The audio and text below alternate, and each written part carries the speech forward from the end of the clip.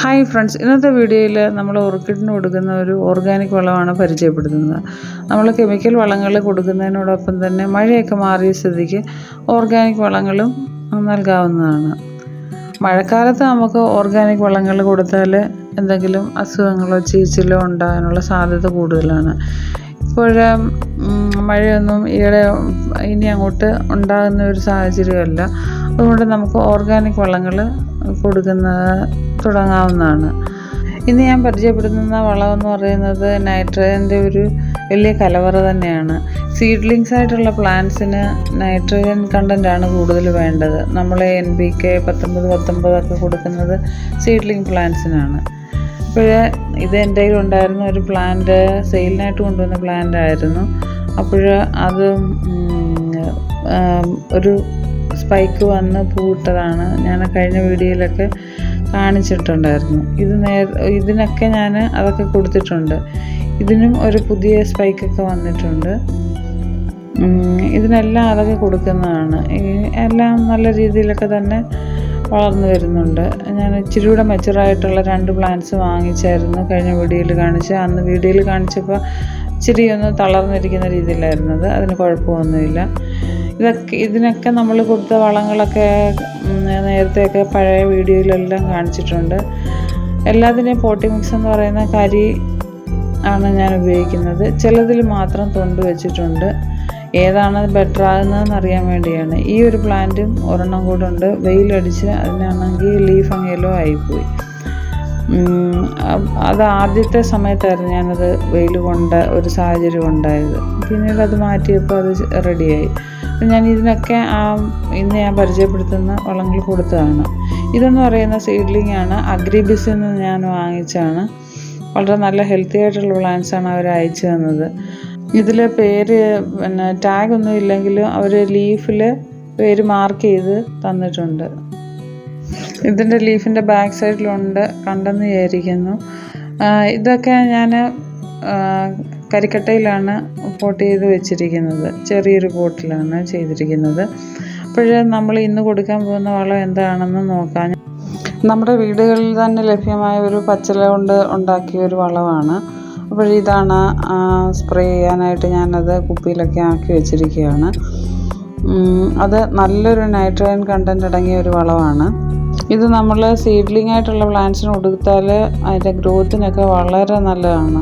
നമ്മൾ സ്പ്രേ ചെയ്യുമ്പോൾ പോട്ടിംഗ് മീഡിയയിലൊക്കെ നന്നായിട്ട് ഇത് സ്പ്രേ ചെയ്ത് കൊടുത്താൽ ആ കരിക്കട്ടയിലൊക്കെ അബ്സോർവ് ചെയ്ത് പിടിച്ചിരിക്കുക. അപ്പോൾ റൂട്ട്സിലൂടെ ആ പ്ലാന്റിന് കിട്ടുന്നതാണ്. ഇത് നമ്മൾ ആഴ്ചയിൽ മിക്കവാറും കൊടുത്താൽ വളരെ നല്ലതാണ്. സീഡ്ലിംഗ് ആയിട്ടുള്ള പ്ലാന്റ്സിന്, ഡെഡായിക്കൊണ്ടിരിക്കുന്ന പ്ലാന്റ്സിനും നല്ലതാണ്. ഇതാണ് മിക്കവർക്കും അറിയാവുന്നതായിരിക്കും, ശീമക്കൊന്ന. നേരത്തെയൊക്കെ വീടുകളുടെ വേലിയിലൊക്കെ കാണുന്ന ഒരു ചെടിയാണ്. ഇതൊരു നൈട്രജൻ്റെ വലിയൊരു കലവറ തന്നെയാണ്. ഇത് നമ്മൾ മിക്സിയിൽ അരച്ച് എടുത്തതാണിത്. ഇനി ഇത് അരിച്ച് നമ്മൾ കുപ്പിയിലോട്ട് മാറ്റാം. അരിച്ചെടുത്തിട്ട് ഇരട്ടി വെള്ളം ചേർത്ത് വേണം നമ്മൾ സ്പ്രേ ചെയ്യാനായിട്ട് കുപ്പിയിലാക്കേണ്ടത്. അരിച്ചെടുത്ത് അതേപോലെ നമ്മൾ ചെടിയിൽ ഒഴിക്കരുത്. ഇത് വീട്ടിലെ പച്ചക്കറിക്കൊക്കെ കൊടുക്കുന്നതും വളരെ നല്ലതാണ്.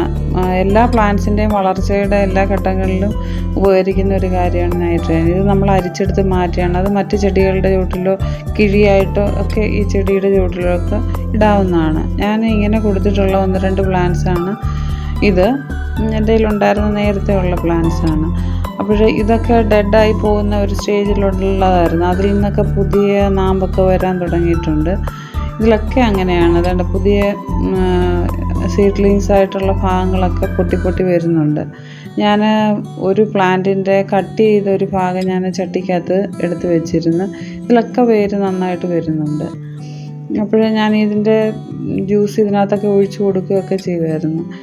അതൊക്കെ ഇതിലൊക്കെ പുതിയ എത്ത് വരുന്നുണ്ട്, പുതിയ റൂട്ടും വരുന്നുണ്ട്, പുതിയൊരു മുള വരുന്നുണ്ട്. അതിന് നമ്മൾ ഈ നൈട്രജൻ കണ്ടൻറ്റ് അടങ്ങിയ ഈ ഒരു വളം കൊടുത്താൽ, ശീമക്കൊന്നയുടെ ഈ സ്ലറി കൊടുത്താൽ പ്ലാന്റിന് ഭയങ്കരമായ ഗ്രോത്താണ്. പച്ചച്ചാണകത്തിൻ്റെ തെളിയെടുത്ത് ഈ ഓർക്കിഡിനൊക്കെ കൊടുക്കുന്നവരുണ്ട്. അപ്പോൾ അത് കിട്ടാത്തവർക്ക് ഇത് ഉപയോഗിക്കാവുന്നതാണ്. നമ്മൾ അരിച്ചെടുത്തത് കുപ്പിയിലാക്കി സ്പ്രേ ചെയ്ത് കൊടുക്കുന്നതിന് പകരം ഇതൊരു ബക്കറ്റിനകത്ത് എടുത്ത് വെച്ചതിന് ശേഷം നമ്മൾ അത് കുറച്ചുകൂടെ ഡയല്യൂട്ട് ചെയ്ത് ഒഴിച്ചെടുത്തിട്ട് നമ്മൾ ഈ പോട്ട് ഇതിനകത്ത് ഇറക്കി വെക്കുന്നത് നല്ലതാണ്. ഒരു 10 മിനിറ്റൊക്കെ ഇറക്കി വെച്ചിരുന്നാൽ മതി. കാരണം ആ പോട്ടിംഗ് മീഡിയയിലൊക്കെ പിടിക്കുന്ന രീതിയിൽ കുറച്ച് നേരം അത് വെച്ചാൽ മതി.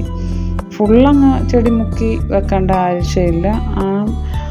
വേര് ഭാഗങ്ങളൊക്കെ നനയുന്ന രീതിയിൽ, തണ്ടൊന്നും നനഞ്ഞ് ഇരിക്കേണ്ട ആവശ്യമില്ല. അത് നമ്മൾ ലീഫിലൊക്കെ സ്പ്രേ ചെയ്ത് കൊടുത്താൽ മതി. ഇങ്ങനെ മിക്ക ചെടികളും കൊടുക്കുന്നത് ഒരു 2-3 ആഴ്ച ഇടവിട്ടൊക്കെ കൊടുക്കുന്നത് വളരെ നല്ലതാണ്. നമ്മൾ ഇതിൻ്റെ ഇടയ്ക്ക് കെമിക്കൽ ഫെർട്ടിലൈസേഴ്സ് കൊടുക്കുന്നതുകൊണ്ട് ഒരു കുഴപ്പമില്ല. ഇങ്ങനെ ഈ ബക്കറ്റിൽ നമ്മൾ ഇത് മാത്രമല്ല, വേറെ എന്ത് വളങ്ങളാണെങ്കിലും ഇങ്ങനെ കുറച്ച് നേരം ഡിപ്പ് ചെയ്ത് വെക്കുന്നത് വളരെ നല്ലതാണ്.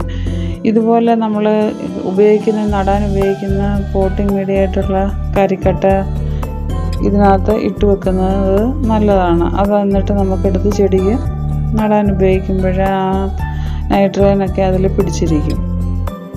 പച്ചച്ചാണകം കിട്ടാത്തവർക്ക് ഇത് ശീമക്കൊന്നയുടെ ഈ ജ്യൂസ് എന്ന് പറയുന്നത് ചെടികൾക്ക് നല്ലൊരു നൈട്രജൻ കണ്ടൻറ്റ് കൊടുക്കുന്നതാണ്. നമ്മൾ ഒത്തിരി നേരം ഒന്നും വെക്കേണ്ട ആവശ്യമില്ല. ഒരു 10 മിനിറ്റ്, അത് കൂടുതൽ വെക്കേണ്ട ആവശ്യമില്ല. അപ്പോൾ ഇടയ്ക്കിടയ്ക്ക് ഇങ്ങനെ ഈ വളം മാത്രമല്ല, മറ്റ് ഡയല്യൂട്ട് ചെയ്ത് നമ്മൾ എടുക്കുന്ന വളങ്ങളും ഇങ്ങനെ ഹാങ് ചെയ്ത് ഇട്ടിരിക്കുന്ന ചെടികൾക്കൊക്കെ ഇങ്ങനെ ഡിപ്പ് ചെയ്ത് ബക്കറ്റിലാക്കിയിട്ട് ചെയ്യുന്നത് നല്ലൊരു കാര്യമാണ്. ഇതുപോലെ തന്നെ നേരത്തെ ഞാൻ കാണിച്ചിരുന്നു, സാഫൊക്കെ എടുത്തതിന് ശേഷം ഇതുപോലെ ഇങ്ങനെ ആക്കിയിട്ട് നമുക്ക് ഈ പ്ലാന്റ്സൊക്കെ ഡിപ്പ് ചെയ്ത് വെക്കാം. അപ്പോൾ ഇതൊന്ന് ട്രൈ ചെയ്ത് നോക്കണേ.